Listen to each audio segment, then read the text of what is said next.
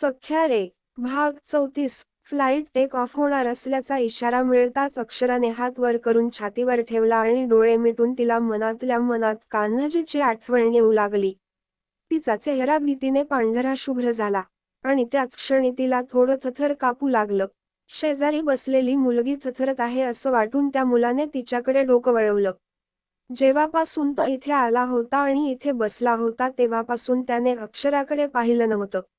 म्हणून जेव्हा त्याने तिला पहिल्यांदा पाहिलं तेव्हा भीती व्यक्त करताना त्याला ती खूप सुंदर वाटली. त्यामुळे त्याने हात वर केला आणि ती भीती थोडी कमी व्हावी म्हणून तिचा हात धरायचा प्रयत्न केला, पण तो नुकताच तिला स्पर्श केला करणार तोवर फ्लाईट नेहमीच्या उंचीवर आल्यावर सरळ झाली आणि अक्षराने दीर्घ श्वास घेतला आणि तिची विचित्र भीती दूर झाली.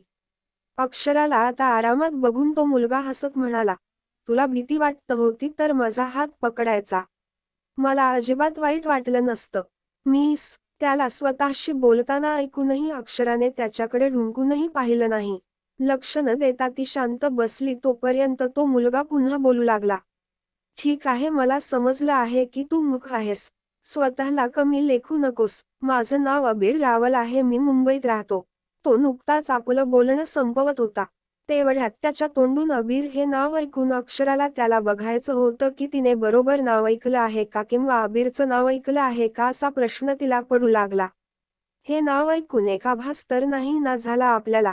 अचानक शेजारी बसलेली मुलगी अक्षरा त्याच्याकडे टक लावून पाहत असताना त्या मुलाने त्याचा एक डोळा दाबला आणि म्हणाला, तू माझ्याकडे एवढ्या घाईघाईने बघायला लागलीस म्हणजे मी तुला इम्प्रेस करण्यात यशस्वी झालो का? हे ऐकून अक्षरा काही न बोलता परत दुसरीकडे वळली. तिला त्या मुलाचा स्वभाव कुठेतरी समजला होता म्हणूनच तिला त्याच्यापासून दूर राहावंसं वाटलं.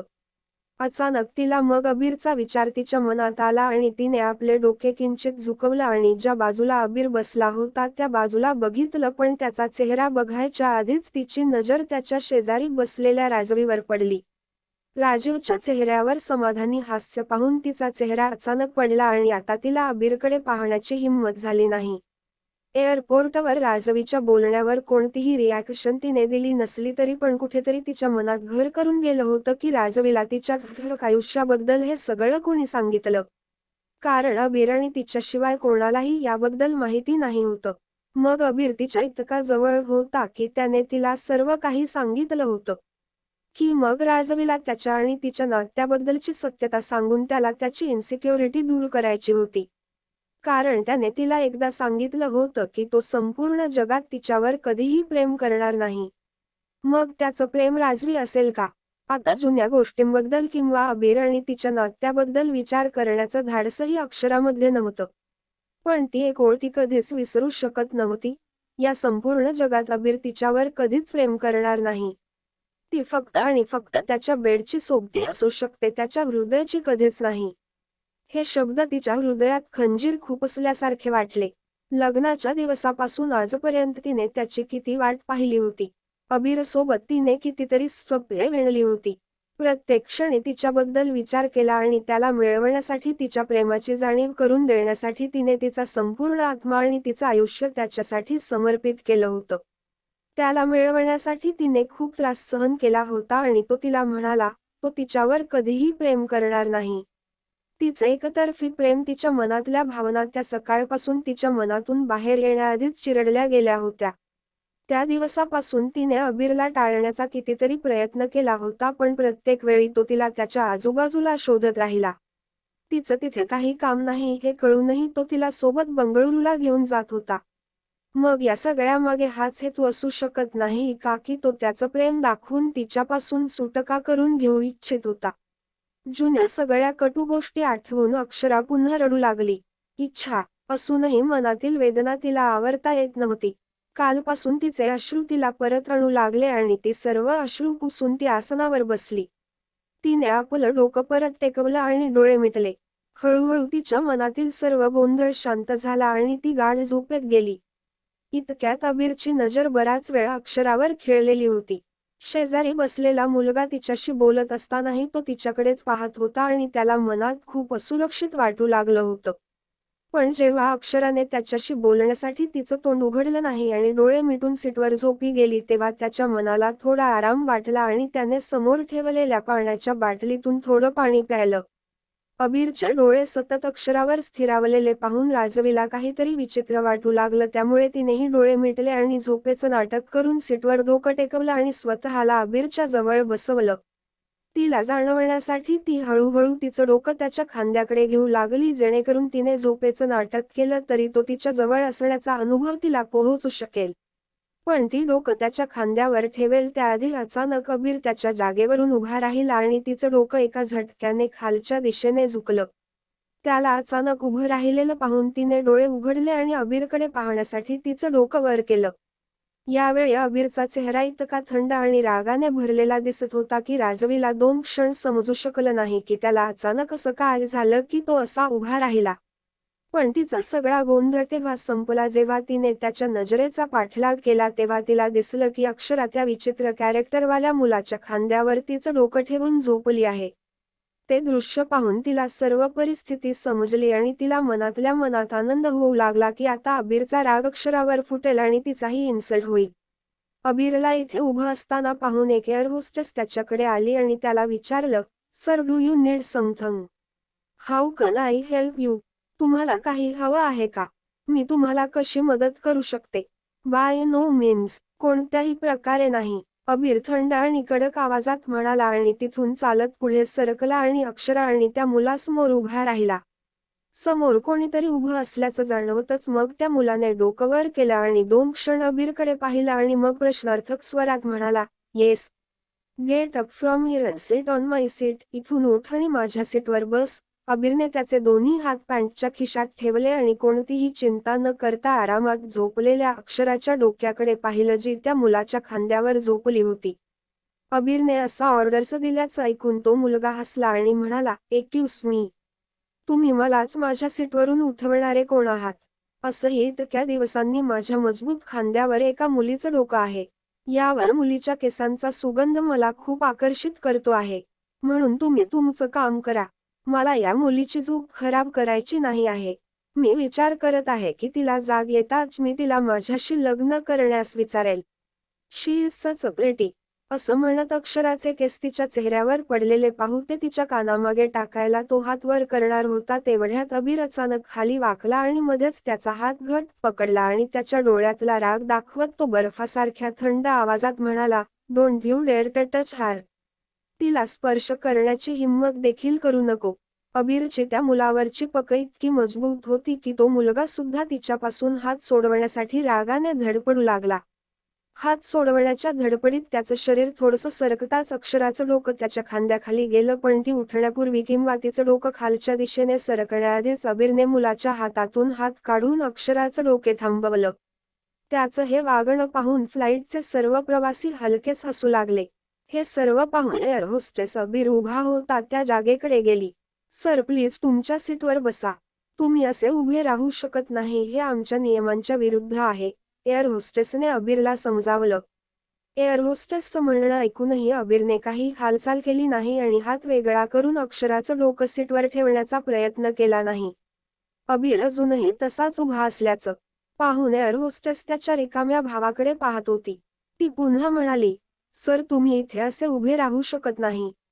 जर तुम्हाला मॅडमची काळजी वाटत असेल तर आम्ही हे शुअर करू की त्यांच्या शेजारी बसलेला मुलगा त्यांना कोणत्याही प्रकारे त्रास देणार नाही." इतकं बोलूनही अबीर काहीच करत नाही हे पाहून तिला राग आला. ती एअर होस्टेस त्या मुलाकडे हार मानून पाहते आणि म्हणते, "सर, कृपया तुम्ही त्यांच्या सीटवर बसाल का?" "का? मी सीट का बदलू? या मुलाने आधीच माझ्या मजबूत खांद्यावरून माझ्या या गोंडस मुलीला हिसकावून घेतलं आहे. आता मी इथेच बसणार आहे. बघू किती वेळ तो असा उभा राहतो ते. एकदा का हात दुखू लागला की तो आपोआप इथून जाईल." असं म्हणत तो थांबला आणि 10 सेकंद डोळे इकडे तिकडे हलवल्यानंतर त्याने संशयानेच त्याच्या मनातला प्रश्न विचारला, "ती मुलगी जर माझ्या खांद्यावर डोकं ठेवून झोपली तर या मुलाला का एवढी मिरची लागली? हा तिचा बॉडीगार्ड तर नसणार ना?" त्या मुलाचं बोलणं ऐकून एअर होस्टेसनेही अबीर आणि अक्षराकडे पाहिलं आणि म्हणाली, "सर, तुम्ही सांगू शकता का तुम्ही त्यांचे कोण लागता ते?" या प्रश्नावर अबीरची नजर अनैच्छिकपणे अक्षराच्या कपाळावर लावलेल्या सिंदूरकडे वळली.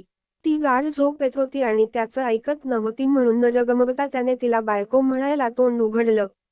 पण त्याआधी काहीही बोलत असतानाच एका मुलाचा आवाज त्याच्या कानावर आला आणि तो आवाज जे काही बोलत होता ते ऐकून एअर होस्टेसने विचारलेल्या प्रश्नाचं उत्तर देत असल्याचा भास होत होता. या एअरपोर्टमधले कोणी इतकं अज्ञानी आहे का की तो पाहू शकत नाही आहे की तो मुलगा त्या स्लीपिंग ब्युटीवर प्रेम करतो. हा आवाज ऐकून अबीर आणि इतर सर्वांनी वर पाहिलं. सीटच्या मधोमध तिथे एक मुलगा उभा होता ज्याने मास्क लावलेला होता. त्याच्या डोक्यावर काळी टोपीही होती जी त्याने इतकी खाली ओढली होती की त्याच्या चेहऱ्याचा एक भागही दिसत नव्हता.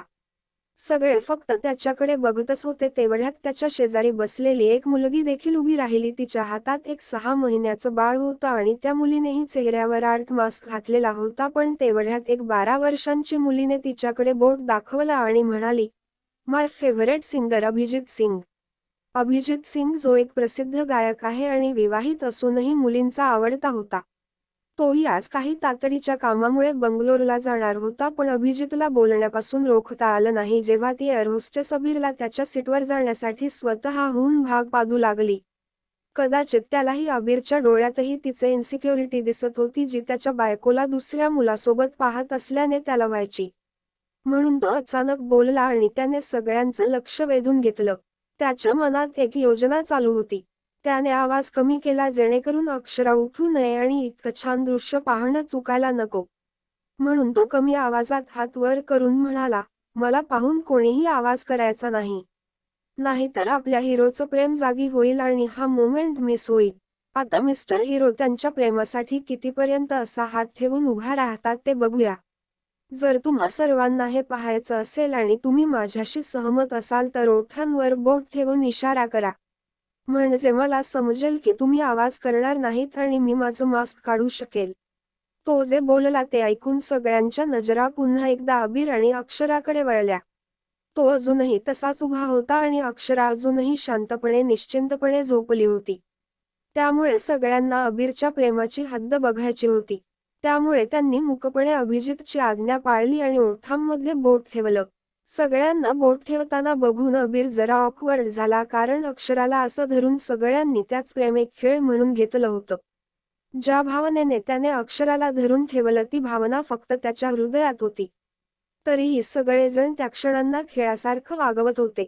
त्याला अक्षराचे मऊ गाल आणि त्याच्या हातावर तिचे रेशमी केस अनुभवणं ही जगातील सर्वात गोड भावना होती जी त्याच्या हृदयाचा ठोका चुकवण्याची ताकद देत होती. नॉर्मल दिवसात तर सर्व एअर होस्टेसना फ्लाईटमध्ये प्रवास करणाऱ्या प्रवाशांची कुरकुर ऐकायची सवय झाली होती पण आज त्या एका व्यक्तीची झोप खराब होऊ नये म्हणून सगळे इतके शांत पाहून तिलाही काहीतरी बरं वाटलं होतं आणि कुठेतरी ती स्वतःही अबीर आणि अक्षराच्या या क्षणांचा आनंद घेऊ लागली होती म्हणून तिने अबीरलाही तिथे उभं राहू दिलं आणि ती स्वतःच हळूहळू तिची कामं करत राहिली. दुसरीकडे राजवीच्या विचाराच्या विरुद्ध परिस्थिती पाहून तिचं मन हरवून बसलं होतं आणि या संपूर्ण विमानात ती एकटीच होती जिला अबीरला असं आपल्या तळहातावर अक्षराला झोपू द्यायचं नव्हतं म्हणून तिने मुद्दामच एअर होस्टेसला मोठ्या आवाजात म्हणाली, एक्सक्यूज मी. असं म्हणताच सर्व प्रवाशांनी ओठांवर बोट ठेवून तिच्याकडे बघितलं आणि शुशू आवाजाने नाही मान हलवली. सगळे एकत्र असं करताना पाहून राजवी पुढे काहीही बोलली नाही. तिच्या मनात आणखीनच कटुता निर्माण होऊन ती अक्षराकडे बघू लागली. जवळपास 2 मिनिटं तिच्याकडे पाहत राहिल्यानंतर तिने तिची नजर त्याच्यापासून दूर केली आणि दूर बघितलं आणि तिला स्वतःला हवी असलेली परिस्थिती विचार करू लागली. पुन्हा एकदा अक्षराने त्याला तिच्याकडून हिसकावून घेतलं. तिने अबीरसोबत पाहिलेले सुंदर प्रेमाने भरलेले स्वप्न तिच्या दुष्ट मनाने तोडले आणि पुन्हा एकदा अबीरला तिच्यापासून हिसकावून घेतलं. हे गाईज, कसा वाटला आजचा भाग? अबीरचं पजेसिव्ह प्रेम कधी कळेल त्याला? केव्हा येईल अक्षरा जाग बघूया. अजून फ्लाईटमध्ये काय काय घडतं त्यासाठी वाचत रहा. सख्या रे. To be continued. व्हिडिओ आवडला असेल तर लाईक करा, शेअर करा आणि चॅनेलला सबस्क्राईब करून बाजूची घंटी नक्की दाबा. धन्यवाद.